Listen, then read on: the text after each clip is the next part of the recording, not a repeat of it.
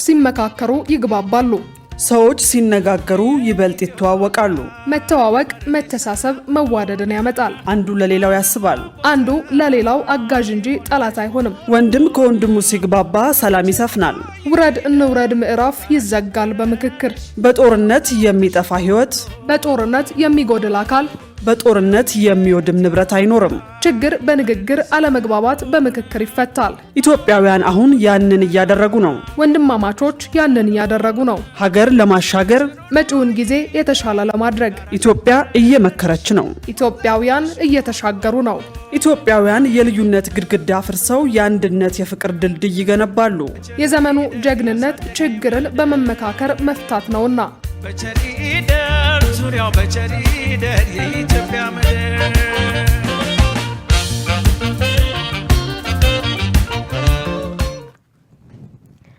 ሰላም ጤና ይስጥልኝ ውድ ተመልካቾቻችን ከኢሳት ነጻ የህዝብ ሚዲያ ለሰዓቱ የተዘጋጁ ዜናዎችን ይዘን ቀርበናል። ከዜናዎቹ ጋር ሰላማዊት ሙሉጌታ ነኝ። አብራችሁን ቆዩ።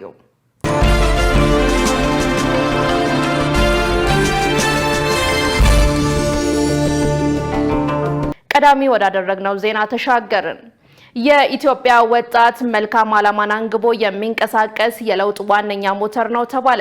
ጠቅላይ ሚኒስትር አብይ አህመድ የዓለም አቀፍ ወጣቶችን ቀን በማስመልከት በማህበራዊ ትስስር ገጻቸው ባስተላለፉት መልእክት ኢትዮጵያን ከወጣቶቿ ነጥሎ ማየት አይቻልም ብለዋል። የኢትዮጵያ ወጣት መልካም ዓላማን አንግቦ የሚንቀሳቀስ የለውጥ ዋነኛ ሞተርና የሉዓላዊነታችን ጽኑ ማገር ነው ያሉት ጠቅላይ ሚኒስትሩ ወጣቱ የሀገሩን ታሪክ በአዲስ ብዕርና ብራና እየጻፈ እንደሚገኝ ገልጸዋል። ጠቅላይ ሚኒስትሩ አክለውም ኢትዮጵያን የኋሊት ጠፍንገው የያዟትን አጓጉል ልማዶች፣ አላስፈላጊ ንትርኮች፣ ጭቅጭቅና ግጭት በመራቅ የአሁኑ ወጣት በልማት ላይ አተኩሯል፣ ድህነትንም ተጠይፏል ብለዋል። ሀገራዊ ራዕይን እውን ለማድረግ ሁሉም ዜጋ በየተሰማራበት ዘርፍ እንዲተጋም ጥሪ አቅርበዋል። ምክክር ሁሉንም አሸናፊና የውሳኔው ባለቤት የሚያደርግ ሀገራዊ መፍትሄ ነው ሲሉ ተመካካሪዎች ገለጹ። ሀገራዊ ምክክር በችግር ወቅት ብቻ የሚደረግ ሳይሆን መልካም ነገሮችን የማጽናት ቋሚና ዘላቂ የሀገሪቱ ባህል ሊሆን እንደሚገባ መምህር ዳንኤል ሰይፈ ሚካኤል አስታውቀዋል።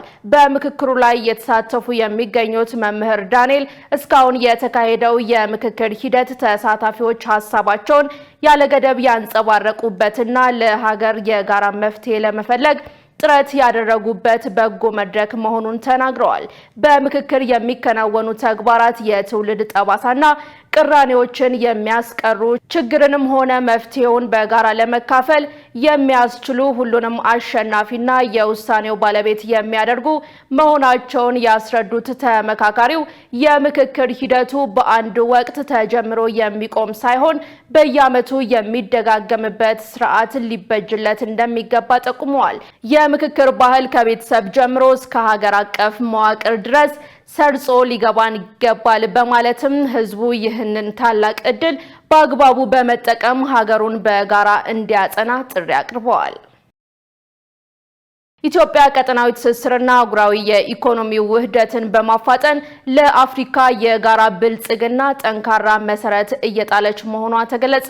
በኢትዮጵያ የዛምቢያ አምባሳደር አልበርት ሙቻንጋ ከኢዜአ ጋር ባደረጉት ቆይታ በዛምቢያና በኢትዮጵያ መካከል ያለው የዲፕሎማሲ ወዳጅነት በንግድና የኢንቨስትመንት ትብብር ዘርፍ እየተጠናከረ ይገኛል ብለዋል። ኢትዮጵያ ቀጠናዊ ትስስርና አህጉራዊ የኢኮኖሚ ውህደትን በማፋጠን ባሪያ ነት በሚጠቀስ መልኩ ለአፍሪካ የጋራ ብልጽግና አስደናቂና ጠንካራ መሰረት እየጣለች መሆኗን አንስተዋል። በቀጠናዊ የኤሌክትሪክ ኃይል አቅርቦት፣ በመሰረተ ልማት ትስስር፣ በንግድና ኢንቨስትመንት የትብብር መስኮች የፈጠረችው የልማት አቅም ተምሳሌታዊ መሆኑን በማብራራት በኢትዮጵያና በዛምቢያ መካከል የተቋቋመው የጋራ ትብብር ኮሚሽንም ቀጣይ ስብሰባውን በኢትዮጵያ በማካሄድ የጋራ ተጠቃሚነትን በሚያሳድጉ ጉዳዮች ላይ መግባባት ለመፍጠር እንደሚሰራ ጠቅሰዋል። አምባሳደሩ ስብሰባው በሁለቱ ሀገራት መካከል በተለያዩ ዘርፎች እየተካሄዱ ያሉ የትብብር ስራዎችን ለመገምገምና ወደፊት የሚወሰኑ አዳዲስ የትብብር አቅጣጫዎችን ለማስቀመጥ ወሳኝ እንደሚሆን አብራርተዋል። በተለይም በንግድ ዲጂታላይዜሽን ስልጠናና በአቪዬሽን ዘርፍ የትብብር እድሎችን በመለየት የሀገሪቱን ግንኙነት ወደ ተጨባጭ የጋራ ጥቅም ለመቀየር የሚያስችል እቅድ እየተዘጋጀ መሆኑን ጠቅሶ የዘገበው ኢዜአ ነው። የመስኖና ቆላማ አካባቢ ሚኒስቴር 232 ሞተር ሳይክሎችን ለክልሎች አስረከበ። የመስኖና ቆላማ አካባቢ ሚኒስቴር በቆላማ አካባቢ ኑሮ ማሻሻል ፕሮጀክት አማካኝነት የተገዙ 232 ሞተር ሳይክሎችን ለክልሎች ማስረከቡን አስታውቋል። እነዚህ ተሽከርካሪዎች በ7 ክልሎች ለሚገኙ 116 ወረዳዎች የሚከፋፈሉ ሲሆን እያንዳንዱ ወረዳ 2 ሞተር ሳይክሎችን የሚያገኝ ይሆናል። ድጋፉ በቆላማ አካባቢዎች የሚከናወኑ የልማት ስራዎችን ለማፋጠንና የመስክ እንቅስቃሴዎችን ለማቀላጠፍ ከፍተኛ አስተዋጽኦ ይኖረዋል። በስነ ስርዓቱ ላይ የተገኙት የመስኖና ቆላማ አካባቢ ሚኒስትር ዴኤታ ተስፋዬ ይገዙ የቆላማ አካባቢ ኑሮ ማሻሻል ፕሮጀክት በመጀመሪያው ምዕራፍ በርካታ ስኬቶችን ማስመዝገቡን ገልጸዋል።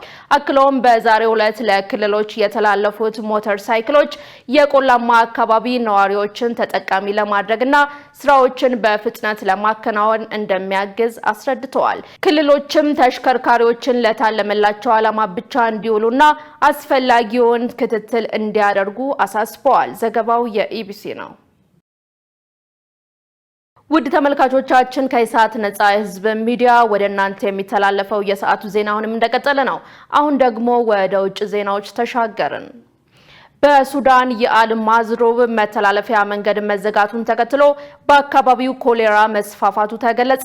ከፍተኛ የምግብና የመድኃኒት እጥረት በማጋጠሙ የአካባቢው ሆስፒታል የሚቀበላቸውን ታማሚዎች ቁጥር ለመቀነስ ተገዷል ተብሏል። ሸሪፍ ኢማም ተጨማሪ አለው።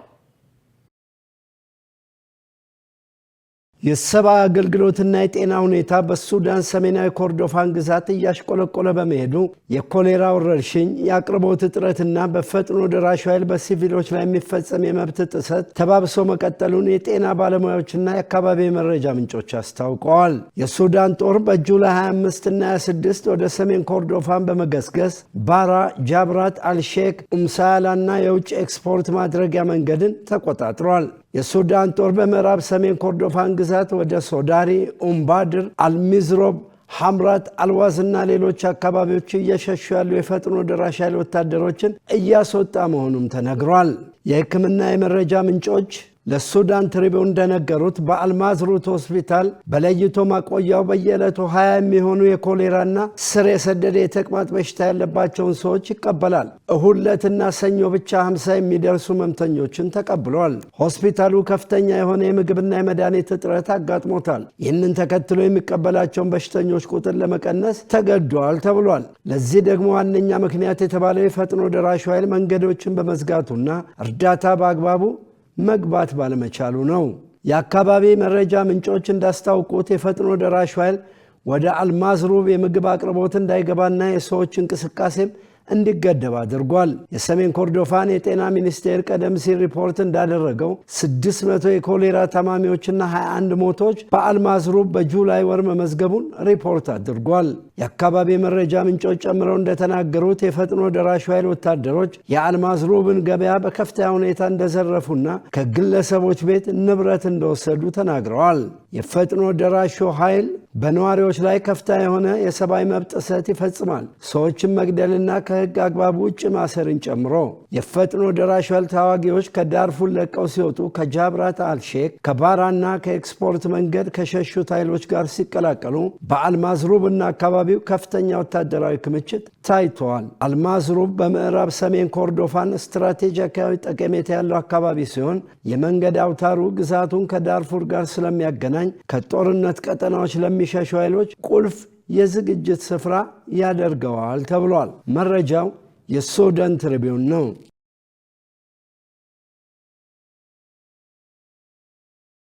ውድ ተመልካቾቻችን ከኢሳት ነጻ የህዝብ ሚዲያ ወደ እናንተ ሲተላለፉ የነበሩ የሰዓቱ ዜናዎች ተጠናቀዋል። ከዜናዎቹ ጋር ሰላማዊት ሙሉጌታ አብራችሁ ቆይታ አድርጌያለሁ። መልካም ጊዜ